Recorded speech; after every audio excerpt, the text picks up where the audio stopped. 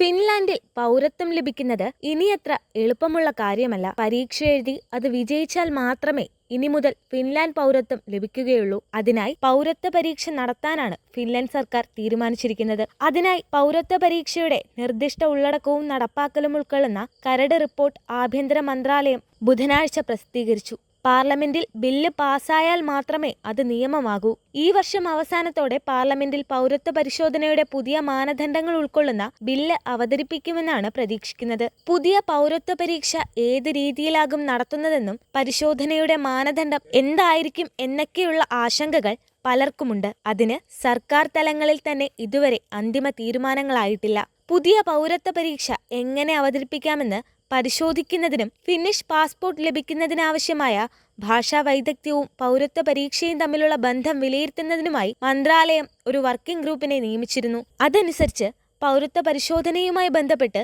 നിരവധി നിർദ്ദേശങ്ങൾ ആ വർക്കിംഗ് ഗ്രൂപ്പ് ഫിന്നിഷ് സർക്കാരിന് മുന്നിൽ വച്ചിരുന്നു. ഫിൻലാൻഡിനെ കുറിച്ച് നന്നായി മനസ്സിലാക്കിയാൽ മാത്രമേ ഇനി മുതൽ ഫിന്നിഷ് പാസ്പോർട്ട് ലഭിക്കൂ എന്നുള്ള കാര്യം വ്യക്തമാണ്. ഫിന്നിഷ് സമൂഹത്തെയും നിയമങ്ങളെയും കുറിച്ചുള്ള അറിവ്, ചരിത്രം, സംസ്കാരം, രാഷ്ട്രീയം, ഭൂമിശാസ്ത്രം എന്നിവയിലുള്ള അടിസ്ഥാന അറിവ്, ഫിന്നിഷ് സമൂഹത്തിൽ ജീവിക്കാനുള്ള കഴിവ് എന്നിവ പരിശോധിക്കുക മാത്രമല്ല, അത് രാജ്യത്ത് നിലനിൽക്കുന്ന മൂല്യങ്ങൾക്കും പൊതുസുരക്ഷയുടെ ആവശ്യകതകൾക്കും അനുസൃതമായി എങ്ങനെ വിനിയോഗിക്കുന്നു എന്ന് അളക്കുക കൂടിയാണ് പൗരത്വ പരിശോധനയിലൂടെ ലക്ഷ്യം വെക്കുന്നത്. കൂടാതെ ദേശീയ പ്രതിരോധത്തെയും ഫിൻലാൻഡിന്റെ നിർബന്ധിത സൈനിക സേവന സംവിധാനത്തെയും സംബന്ധിച്ചിട്ടുള്ള ചോദ്യങ്ങളും പരിശോധനയിൽ ഉൾപ്പെടും. ഇതിനെല്ലാം പുറമെ ഫിൻലാൻഡിലെ വരുമാനവും താമസ കാലയളവും സംബന്ധിച്ച കർശനമായ ആവശ്യകതകളും മറ്റ് നടപടികളിൽ ഉൾപ്പെടുന്നുണ്ട്. പരീക്ഷയിൽ മാത്രം ഒതുങ്ങുന്നതല്ല പൗരത്വ പരിശോധന. ഫിന്നിഷ് മൂല്യങ്ങളെയും ദേശീയ സുരക്ഷയെയും കുറിച്ചുള്ള അപേക്ഷകന്റെ അറിവ് വിലയിരുത്തുന്നതിനായി ഒരു പ്രത്യേക വ്യക്തിഗത അഭിമുഖവും